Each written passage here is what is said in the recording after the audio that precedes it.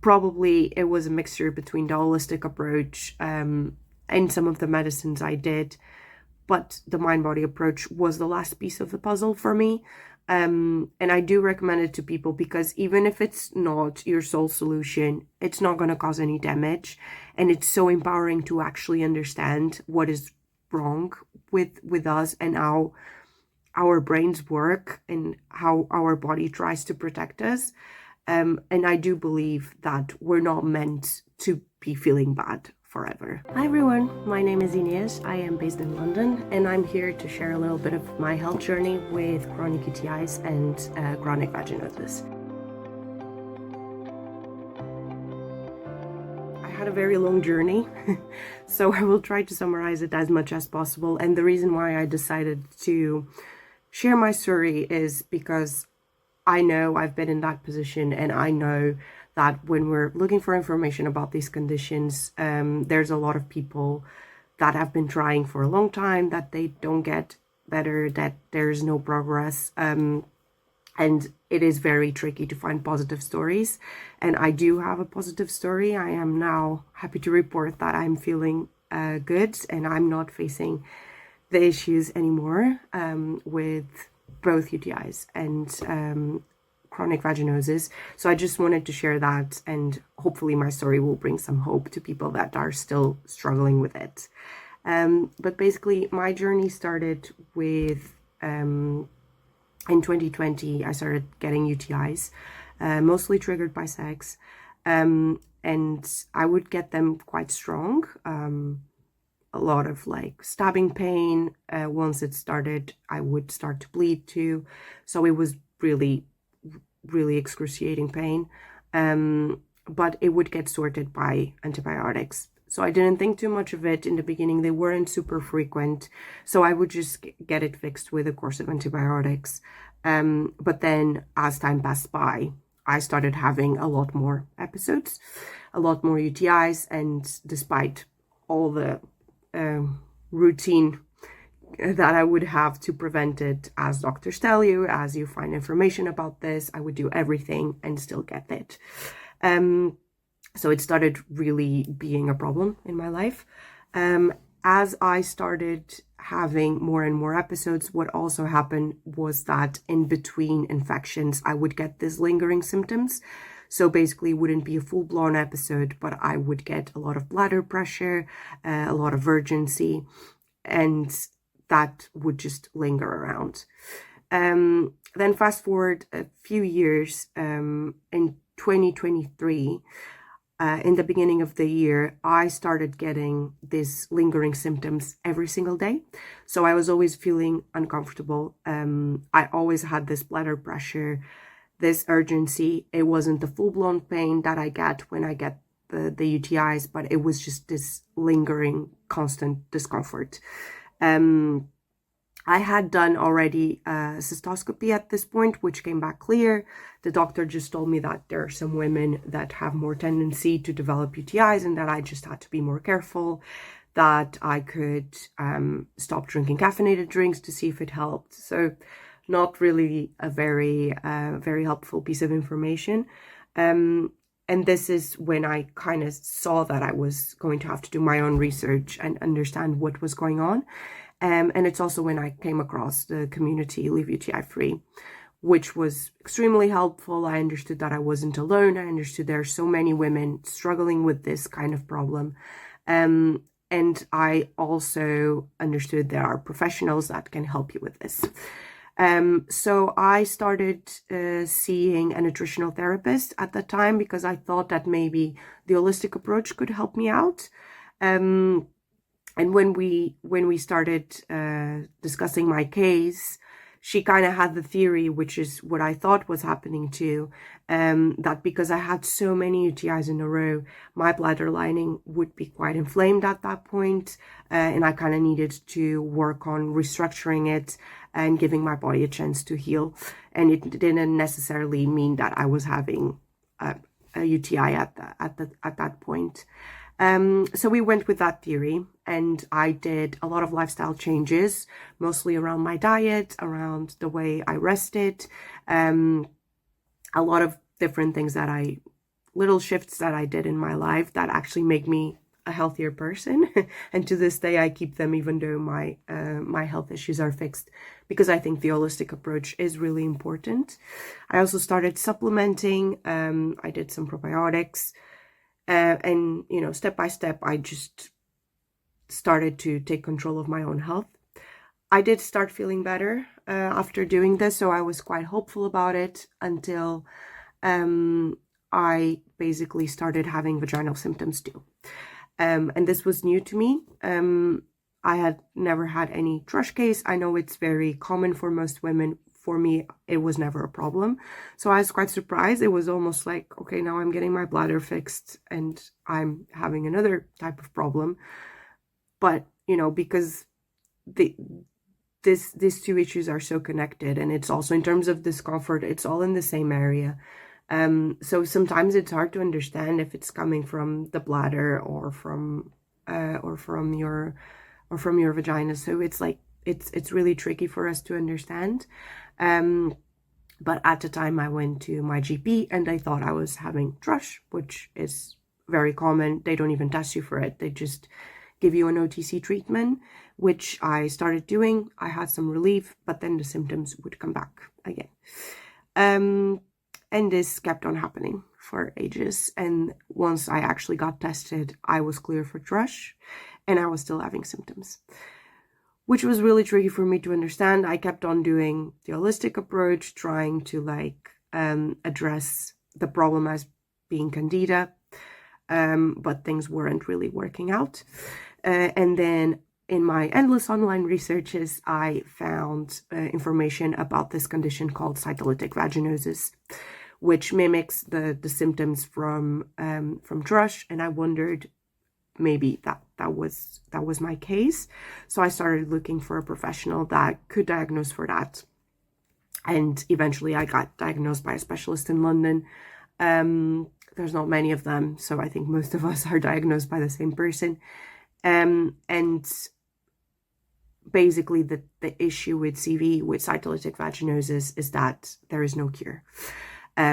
So they basically advise you to do baking soda irrigations, or use this loop called Precede to change your pH, to give you some relief on your symptoms, but in reality it's not going to cure you, because CV is an excess of good bacteria, the bacteria that usually is important to fighting things like thrush, like BV. It's just that we have too much, and that makes it our vagina really acidic, and that's what causes the discomfort and the discharge. And these irrigations are meant to help with that discomfort and not really cure the root cause, because the root cause is still unknown. So I did that and I didn't really get any progress. I did it consistently for a long time, because even the doctor said, oh, maybe you need to try harder.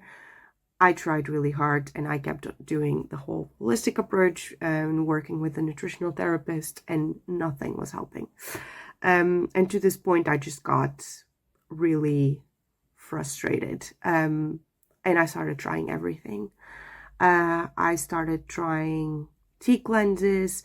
I did acupuncture. I did traditional Chinese medicine. I would be on the Facebook forums 24/7, just reading about other people's stories, trying things that they tried. I cannot even name everything that I tried. I tried a lot of things, and nothing was helping. Sometimes I would feel a little bit better, and then the symptoms would crop up again.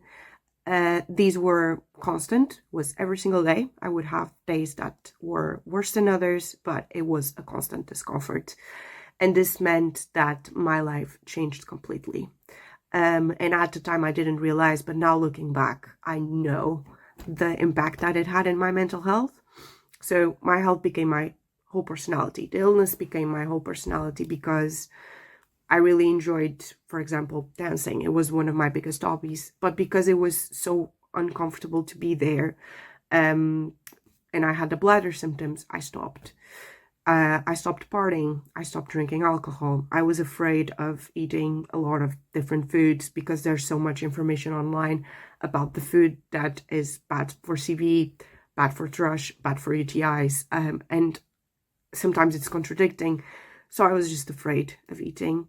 And every time I would eat or drink something that I thought could be damaging, it would just immediately make me feel really anxious about how I would feel in the future. So I was really not doing well. I started doing therapy, which did help me a little bit, but what actually helped me more was to discuss with other people that were in the same situation. So through the Facebook forums and all, I met people that had the same diagnosis that I did, and that really helped me, because the path with a chronic illness, even if you have a brilliant support system, can be extremely lonely, because you're constantly feeling bad and people ask you, are you doing better? And there's no answer. There's no different answer. And I just started feeling a little bit that I didn't want to discuss it with people that were worried about me. And discussing it with people that were in the same situation was such a relief, because they knew. And, you know, it just I felt a lot more comfortable. And that to me was really important, even more than therapy. But obviously that depends on the person. The turning point for me was in the end of 2023. So my constant symptoms started in the beginning of the year. In the end of the year, I got the confirmation that my CV was gone. So I got tested again, and it wasn't there anymore, but my symptoms were still there. And for me, this was really confusing. I was like, okay, I did all of these things. I finally got rid of the root cause of the issue. Why am I still feeling bad? And that was really a low point for me, because that was the moment where I stopped believing I could get better. So I just thought, well, I've tried everything. I've done everything that I could. This is probably my new life. And I even came to peace with it. So I remember telling a friend of mine, you know what? I had such a decent life until now. There are people with a lot more serious conditions. So maybe I just need to learn living with it, which is extremely sad now that I look back, but that's kind of how I was feeling. And it was around this time that one of the persons that I had met through the CV forums and that I was in touch with suggested that I should try this app called Curable app, that basically utilizes a mind-body approach to issues, and basically explores the role that your brain has in how bad you feel. And this is all I knew about it at the time. It's a lot more complex than this, but because I knew a part of it was also managing anxiety, and because I was already in terms with, okay, maybe this is my new life, I thought, well, it's not going to hurt. If anything, is going to help me manage my anxiety around the illness, and it's probably going to be good. I was already doing a lot of meditation and stuff like that, so I thought it would be good to manage it long term, because as I said, I thought this was for life at this point. So I started learning a bit more about it, and there's quite a few books too about the mind-body approach and the concept of neuroplastic pain. But basically and just oversimplifying this, what happens when you have symptoms for a long time, so chronic symptoms for a period, let's say over 6 months, you develop certain neural pathways, and obviously, like in my case, if we think about what I was feeling when I was having that infection, the fact that I was feeling bad, it was my way of my body signaling, you need to heal this, you need to stop this infection, or even with the UTIs, like this needs to be healed. And basically pain and any discomfort is an interpretation of your brain of the situation that is happening. And that's what protects you from any damage. And from, it's basically our survival instincts, and it's how we fight illnesses. The thing is, for someone like me that had been experiencing symptoms for so long, the neural pathways that create these symptoms and that create the discomfort and these defense mechanisms of your body to fight a certain illness get overstimulated. So what can happen to some people is that through that overstimulation of that neural pathway, you can be perpetuating the symptoms. So even if the original damage that was there is not there anymore, you can still feel discomfort. And there are books that teach you about this, and the Curable app has a lot of exercises to basically explain you how these mechanisms work. So there's the science behind it, and there is also the brain training. So basically for you to understand that you need to retrain those neural pathways, and there's different exercises you can do to get to that. So I started doing that with like no pressure. I wasn't doing a lot of it because, as I said, I was completely hopeless. So I was just like, okay, we'll do it.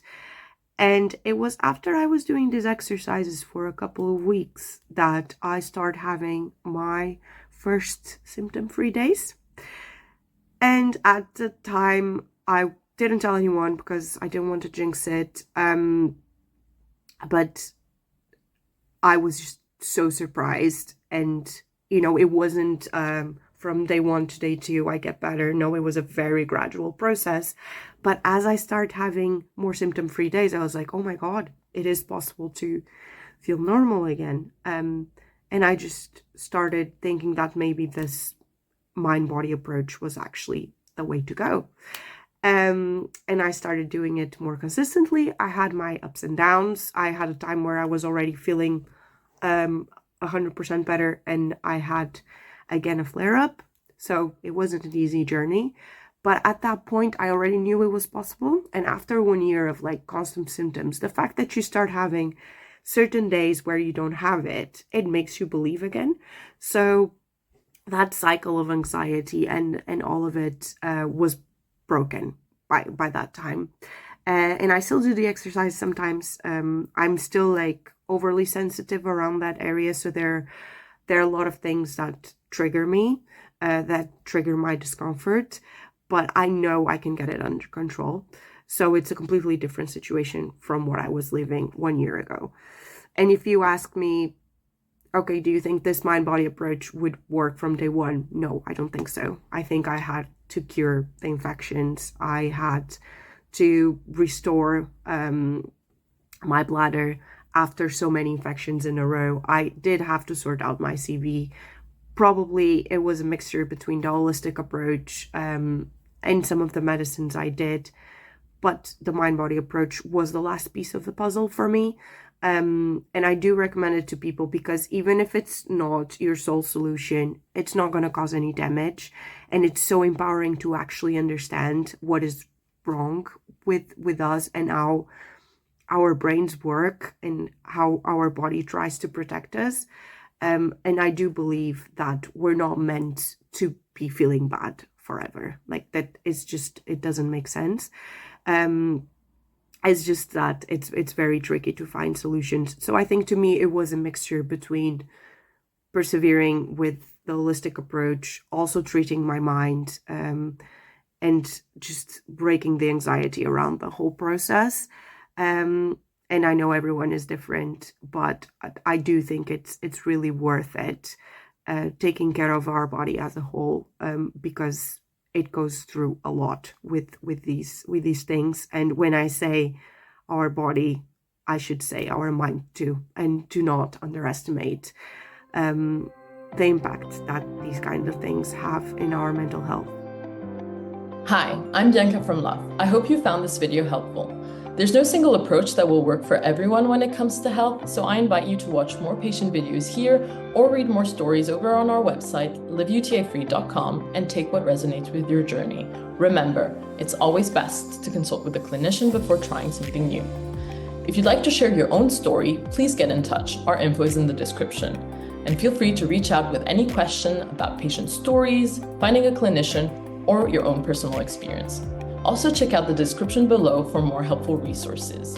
If you find these videos valuable and would like to support what we do, don't forget to subscribe and hit the bell button to stay updated when we post new content. Thanks so much for watching and for being part of this community, and remember, your story matters.